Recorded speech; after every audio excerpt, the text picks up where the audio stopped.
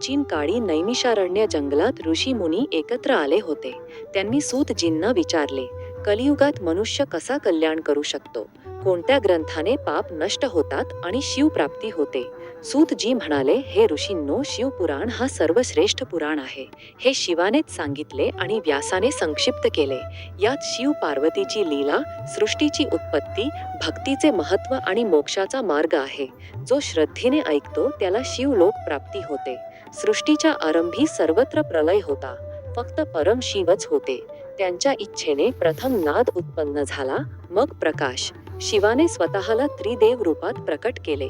ब्रह्मा सृष्टी करता, विष्णू पालन करता आणि रुद्र संहार करता. एकदा ब्रह्मा आणि विष्णू यांच्यात वाद झाला. मी श्रेष्ठ की तू? त्यांच्या भांडणात अचानक एक अनंत ज्योतिर्लिंग प्रकट झाला.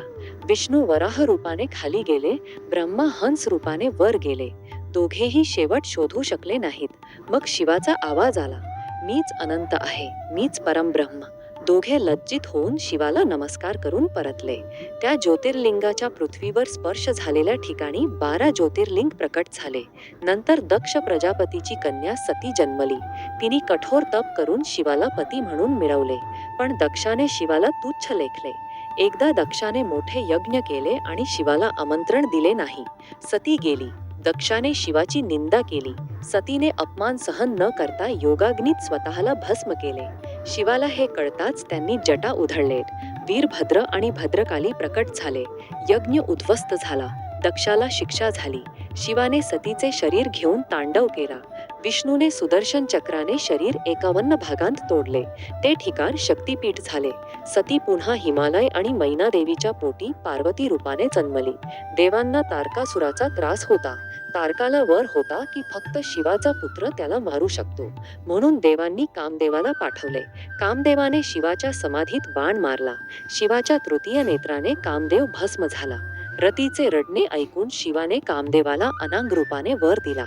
पार्वतीने कठोर तप केले. उन्हात, पावसात, बर्फात उभी राहिली. शिवाने परीक्षेसाठी भिक्षुक रूपाने आले. पार्वतीने भक्ती दाखवली. शेवटी शिवाने स्वीकार केले.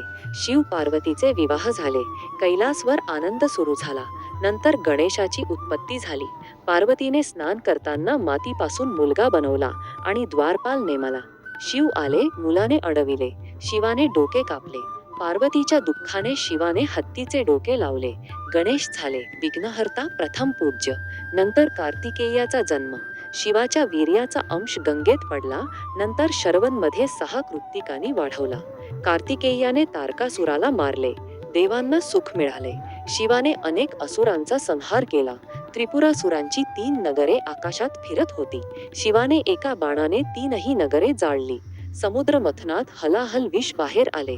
सर्वांना घाबरून शिवाने ते प्याले. कंठ निळा झाला, नीलकंठ झाले. शिवपुराणात आणखी अनेक कथा आहेत. गुणाधिनीची शिवरात्री कथा, कुबेराची मैत्री, नंदीचे जन्म, रावणाची भक्ती, अंधकासुराचा वध, शंखचूडाचा संहार आणि अनेक भक्तांच्या कथा. शिव म्हणजे कल्याण. ते योगीही आहेत, गृहस्थही. ते भस्म धारण करतात, रुद्राक्ष घालतात, बिल्वपत्राने पूजा स्वीकारतात. ओम नमः शिवाय हा मंत्र सर्वश्रेष्ठ आहे. जो श्रद्धेने शिवपुराण ऐकतो, वाचतो किंवा ऐकवतो त्याला जन्म मरणाच्या चक्रातून मुक्ती मिळते. हे भक्तांनो, शिवपुराणाची ही कथा तुमच्या हृदयात बसवून घ्या. शिव तुमच्या पाठीशी आहेत. नेहमी ओम नमः शिवाय जपा. हर हर महादेव. ओम नमः शिवाय ही